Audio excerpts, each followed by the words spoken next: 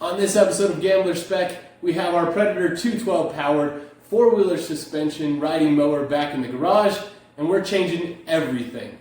Let's get started.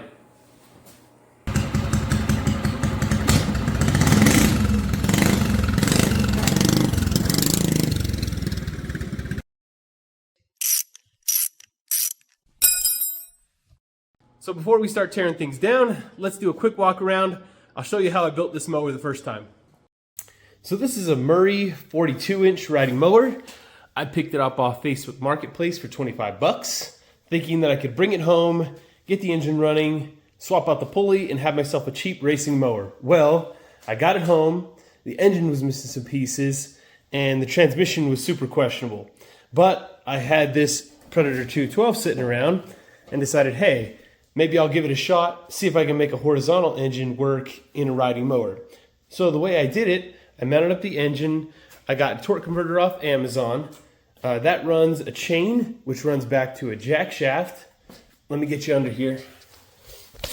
Hopefully you can see that. So there's a jack shaft in the middle that takes the power from the torque converter and then moves it over, and then with a chain goes back to the back sprocket.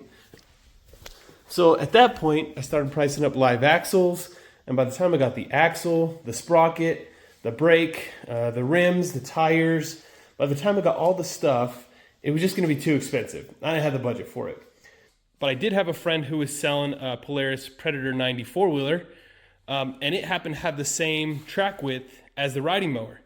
So he agreed to sell it to me for 100 bucks. It was a great deal for me because it came with an axle, it came with the wheels, it had the sprocket, it had the brake, it had good tires on it, or so we thought. So I bought the four-wheeler from him mainly to use for the axle, but as I was going to install the axle, I thought, hey, why not get the suspension as well?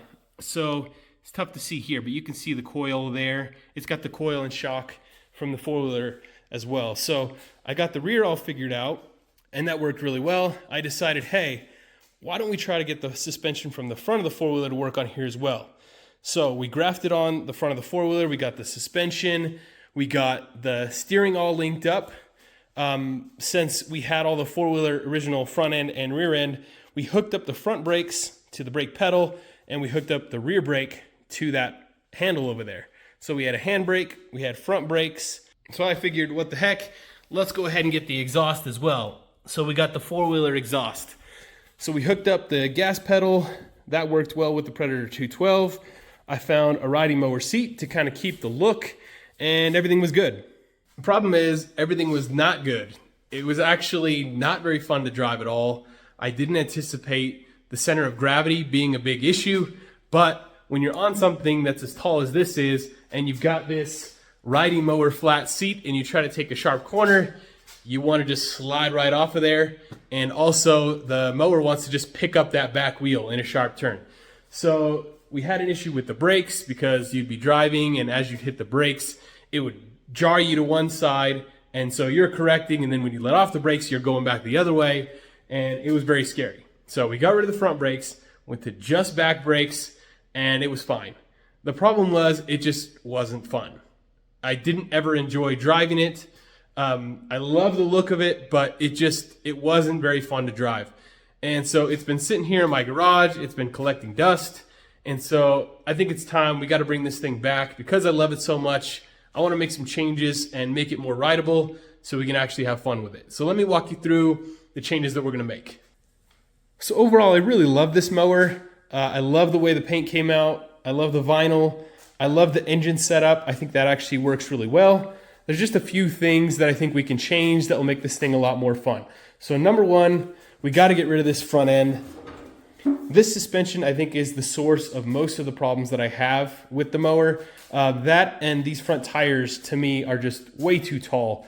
The mower, when it came from the factory, had really small tires in the front, and I kind of want to go back to that look again.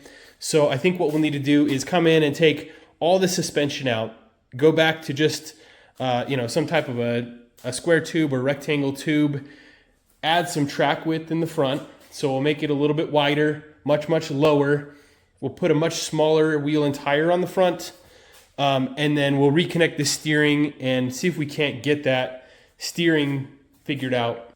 So out back, the name of the game is going to be lower and wider. I actually kind of like the size of these tires, so that may be what we end up with. But for sure, we're going to need to add some width here. We're going to need to get in, ditch that four-wheeler suspension. Let's get this thing as low as we can get it. Taking the suspension out will let us get rid of some of this gap here. And then what I want to do is actually take this riding mower seat, which I love, but see if we can sink that down into the body. That'll make you ride a lot lower, and then having the extra track width should make this thing a lot more fun to drive. And that's kind of the point of making all these changes. Why have something that looks cool if you can't take it out and enjoy it? Why am I going to have something in the garage that I can't trust my kids to go and ride? So it's going to be very, very sad to tear this thing apart, but it's got to be done. We'll tear it down, get it all the way back down to the frame, build it back up, make it more fun so that we can get the seat time that this thing deserves.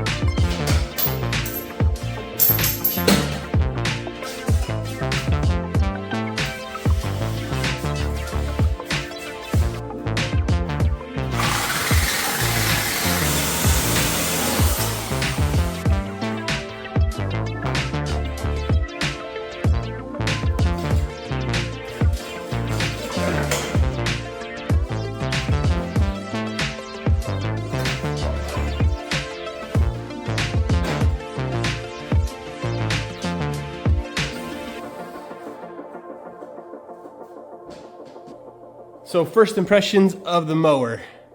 The tires are wrong. These front ones are definitely too small and the back ones are definitely too big. So we're gonna need to come up with some better tire sizes for that. These front ones are also too wide, I think, and I don't really like the slicks. So we'll go for something a little skinnier, a little taller, get some tread on it. The back ones, a little shorter. I'm good with the width, so I'll see what I can find. But I like the tread and I like the width on those. Just need to be a little bit shorter. That seat is definitely gonna have to come down to finish the look of this thing. But overall, I'm pretty pleased with the way it looks. I think it's gonna be much more stable when we're driving this thing around the neighborhood. Gonna be a lot more fun at this height. The most important thing for me is really just nailing down the look. If there's one thing I've learned from doing cars, trucks, riding mowers, go-karts, whatever it is, the stance and the wheels and tires will make or break the vehicle. I mean, you could have a cardboard box, but if you get the wheels and tires right and you get the stance right, the thing's gonna look awesome. So that's gonna be my number one priority. I'm gonna take some time now, list these old wheels and tires on Facebook, recoup some of my money, try to find the right size wheels and tires for this thing, spend several hundred hours staring at it until I kind of have a plan, and then I'll be back showing you what I discovered.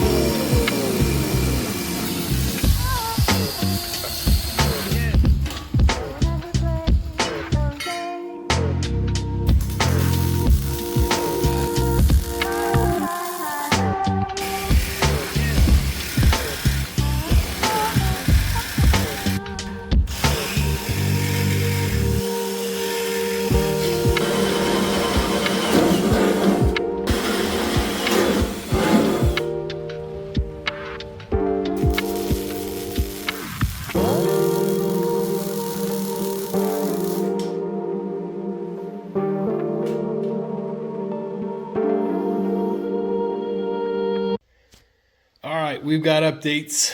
We got the wheels and tires picked out and mounted. We've got the live axle set up in the back. Tire size I ended up going with was a 16 by 7.5 by 8 in the back. and that is on about the widest rim I could find. You can see the stretch there on the tire, which is what I was looking for. These rims do look like they were made for probably a lot bigger tires, so they've got a big fat lip sticking out. I'll come back and knock that down probably with a angle grinder or something. And then out front, we went with a 13 by 6.5 by 6, and that turned out good. Both tires are not the same brand, but they have a similar tread, so happy about that. We got the seat all sunken in. That's looking good. It's going to be a much better seating position for riding this thing around, getting a little bit of speed out of it. I also came back and revised this engine mount slightly. The torque converter before was mounted at a downward angle, and now that the mower is as low as I could get it, that torque converter was actually hitting on the ground. So I had to twist everything up, which meant I had to actually come back and adjust this engine mount slightly to get everything to fit. I do still want to find a way to get this carb to be up underneath this cowl, because previously when your foot was on the gas, it was actually hitting on that air filter. So I'm gonna do a little bit of work to try to get that to tuck up underneath. But the next biggest issue that we're having is there's nothing connecting the steering wheel to the front tires. So I went on Amazon, picked up the cheapest steering rack I could find for a go-kart. Our job is gonna be to try to connect this steering wheel and steering shaft to the steering rack. And then from the steering rack, we've got to find a way to get the tie rods somehow through all this stuff and out to the spindles. So that's going to be the next biggest challenge I'm going to be working on, is getting that steering worked out. And then once we've got the steering worked out, we've got to work out how we're going to get the power from this torque converter to the jack shaft, and from the jack shaft back to that rear axle.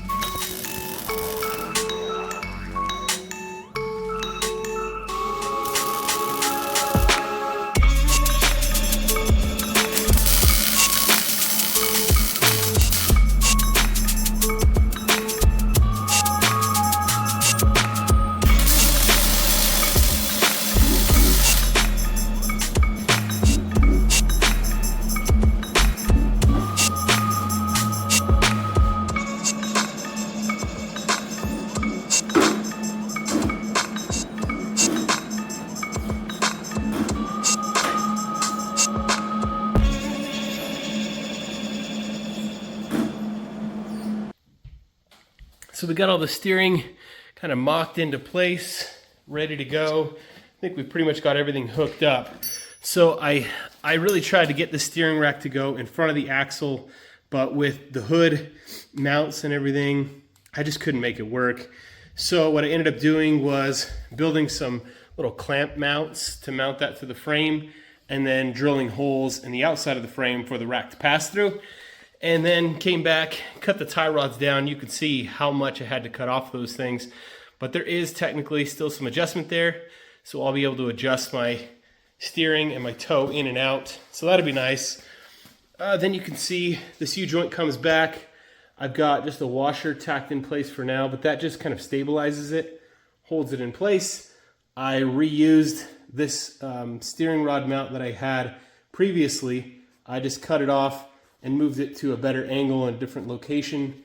And then the steering wheel, I wanted it to be a little less flat and a little more of an angle, a little sportier look. So what I ended up doing was just cutting a 5/8 hole, drilled a hole in the back, and then just used the angle grinder to kind of make a slot. That lets the steering wheel slide back a little bit, which I think will look better. And also it takes some of the strain away on this U-joint because now it's able to sit at a more relaxed angle. So that's gonna work out fine. Issues, now that I've got the steering in place, it kind of messed up my engine mount holes. These two are kind of blocked at the moment. With this thing just being tacked in place, I could move it, and I think that's going to be the next thing, really.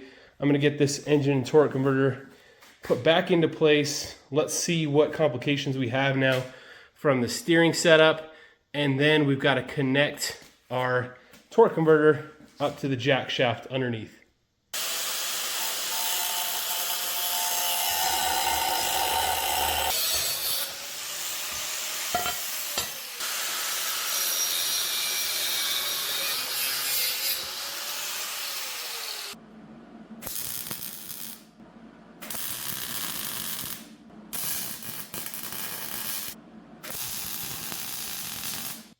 All right, so we got the engine set in place. I just have one bolt holding it down for right now to see if this is going to work. The old jack shaft was up underneath this frame support. This brace would go across the frame and gives it a lot of stability. And then I added just these little brackets on the bottom. And then the jack shaft used to bolt right onto those brackets and was up underneath here. The problem I have is now that I've rotated this torque converter up, I don't have a straight shot back to here. I actually would be hitting into the body. And so I had to move the jack shaft up more towards the front. And so in order to do that, I had two complications. One, this chain is going to hit the body if you go too far back this way. And two, this chain is going to hit the body if you go too far forward. So I had to kind of split the difference. I'm going to box in the frame here, I think, and these bolts will just come off this piece of steel. And that holds the jack shaft in place. It does still seem like I'm going to need some type of a cross piece here because there's a lot of flex in the frame. And this piece here in the back is now going to hit the chain, so I'll need to either trim that up, or I'm thinking I may move it to the bottom, like between the chain, something so that it can still add some stability to the frame, some rigidity. But I think that's going to work. Now that I got the motor on there and the chain's in place, I don't have the keyway in this back axle, but I wanted to try to start this motor and just see if it's going to work or if I see anything else that's going on. So let's try to start it here.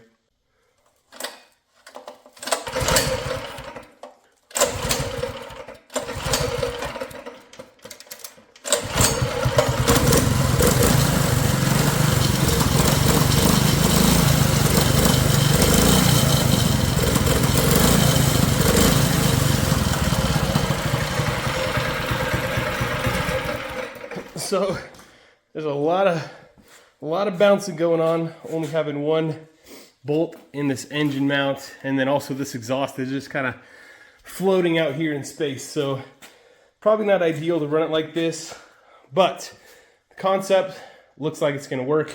So I think I can keep moving forward. I'm going to need to trim this exhaust back up, suck it back into the body. because now we've moved the engine over and all the mounts are just a little funky. So I'm gonna go ahead and get the body put back on, make sure all these clearances are okay with the chain, get the exhaust kind of squared away, get it back to the way it needs to be, and still some tweaks to be done, but I think we're almost ready to do a test drive. So we got most of the body put back on. We got the engine mounted solidly.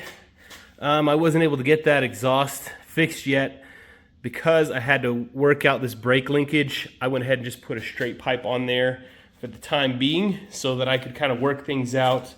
But we got that at least mounted up, and I did put a new carb on it. So I was able to take it out and ride it a little bit, but without a brake, I wasn't really able to do a solid test drive.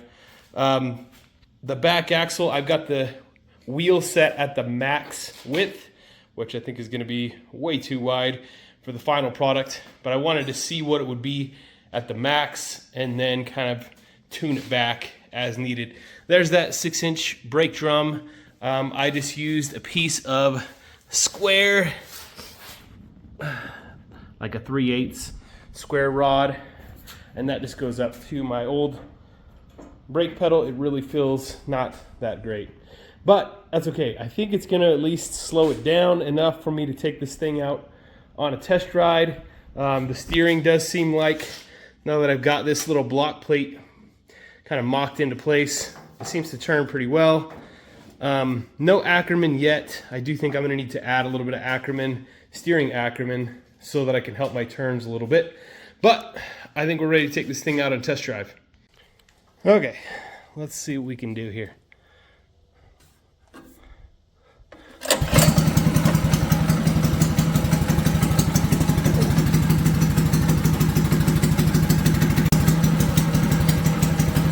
I really hope this brake works.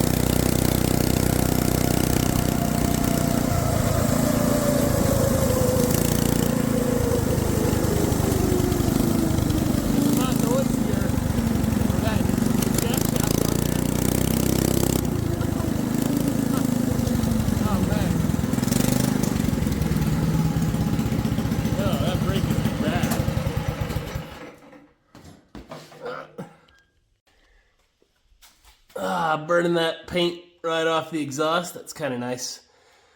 I'm sure those fumes are good for you.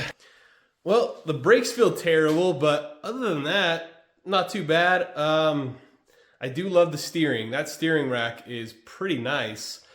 The other stuff I think I'm going to need to work on. The carb definitely I think is going to need another jet. It just seemed like it was popping, and anytime I'd get the revs up, it just kind of wanted to cut out. So we're going to need to get another jet for that carb, and then I've got to come back and final weld all this stuff.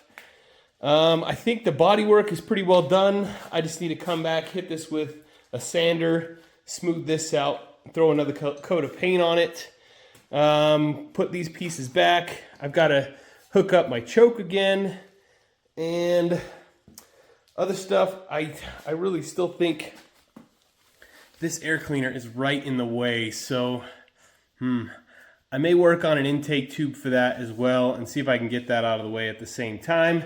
So it's time to go ahead and break this thing back down, get some of those finish welds on, get the paint cleaned up, and then we'll get it put back together.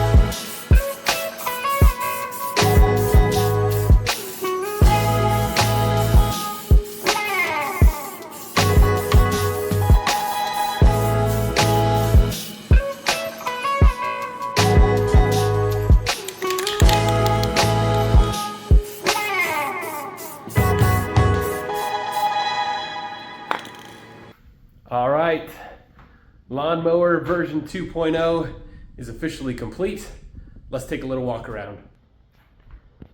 So pretty much every single thing on this was touched, even though really it almost looks exactly the same as it did before. Starting up at the hood, nothing really was changed there other than the mounting point. It actually moved back just slightly from what it was before. And then I did change, I was trying to get some like gasket material to cut vibration. I used to have it here. And I'm not sure why I did that, because that was kind of obvious and annoying every time you'd open the hood. So now we just moved the gasket material up to the hood side. So that just makes the console side look a little bit better. Front tires, or front wheels and rear wheels, I went ahead and painted them both with the semi-gloss black.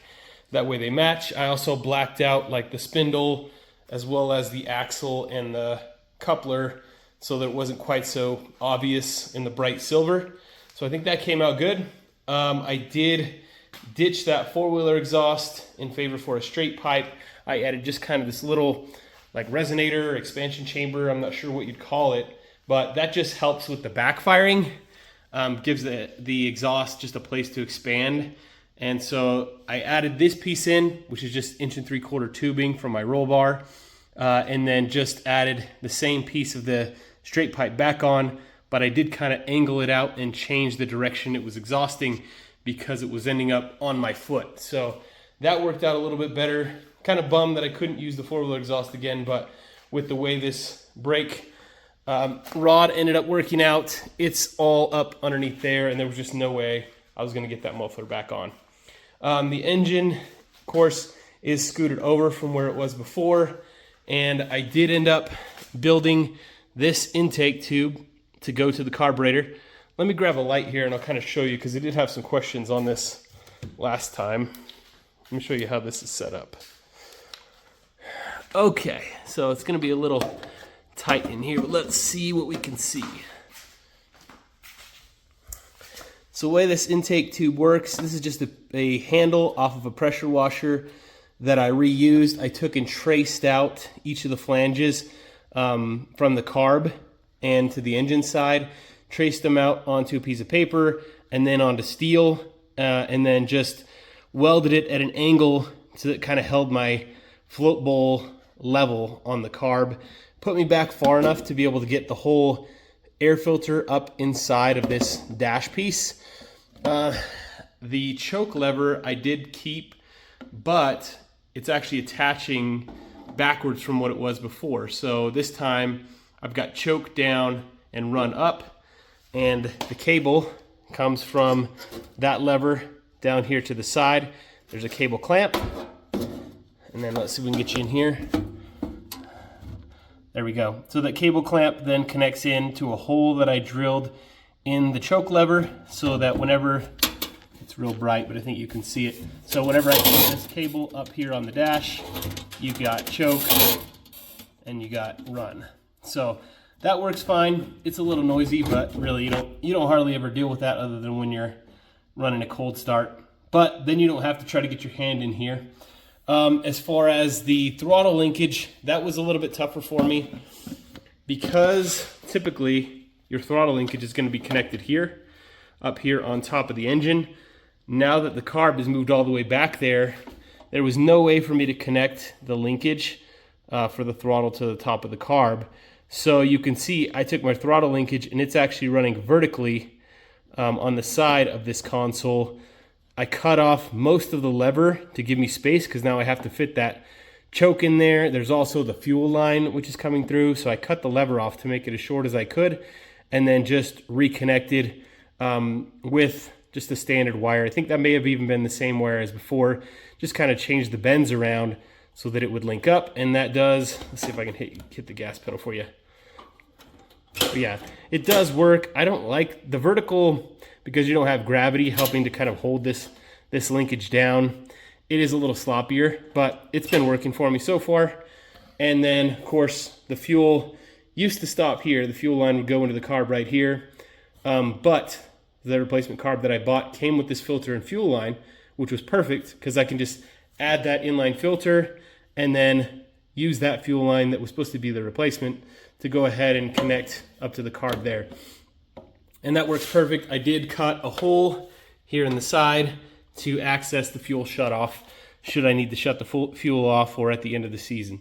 So that's how all this linkage worked out. I don't really see anything else that I would need to show or that you might want to know, but that's how I connected everything. And it actually works pretty good, because when you get the hood closed up, all you really can see here is just the pull handle, which is perfect. You can still access it just as well as you could before to start the motor. Super easy. You can even do it sitting down, and then you've got just a couple of, the fuel line and then the choke cable there.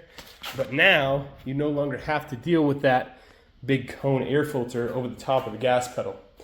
So that worked out good. I did switch out my kill switch, mostly because I lost the little bolts that hold the wires in. I kind of like the other one, but I had this one, and I was able to get that hooked up. Back wheels, I did come in and grind off some of that extra lip. You could see about how far that sticks out now, which is not very far, especially when you compare to the inside, what it used to be there. So quite a bit of lip was cut off there. Recut out my bumper sticker. I did it in black and white this time. I think it looks a little bit better. We got all this put back together. I did narrow up that rear axle to kind of suck in these tires just a little bit more. They still stick out, but I'm much happier with the look here. And that tucks my brake drum up underneath, which I think looks good. Put this cover back on from before.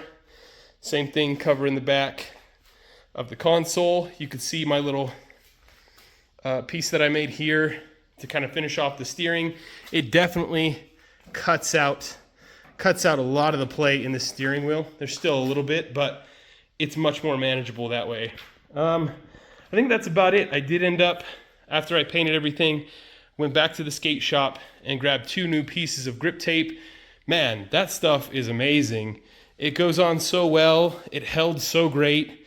The only issue I had was right here where the carb used to be. When it dripped gas, it got up underneath that grip tape and deteriorated all the adhesive, so it was peeling off there. But if I keep the gas off it, man, that is some good stuff. And it was only $5 a sheet, which I felt like was a really good value. So I think that's about it. I think that's pretty much everything that's been changed. All that remains is taking this thing out on a test drive, and we'll show you how it works.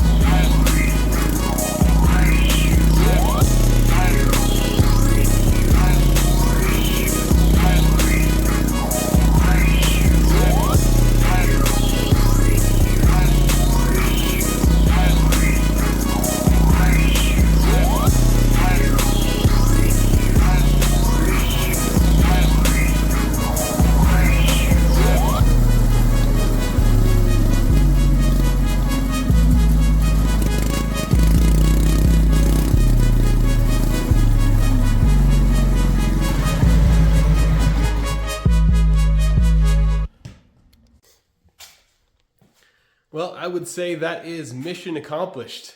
The lawnmower is a ton more fun to drive. The steering is great. The braking is good. Acceleration is amazing. The top end really isn't that great, but I'm not sure I really want to ride it 45 miles an hour anyway. So that's going to do it for this episode. Be sure to subscribe if you want to see more of these projects. I've got a bunch lined up, but I appreciate you watching.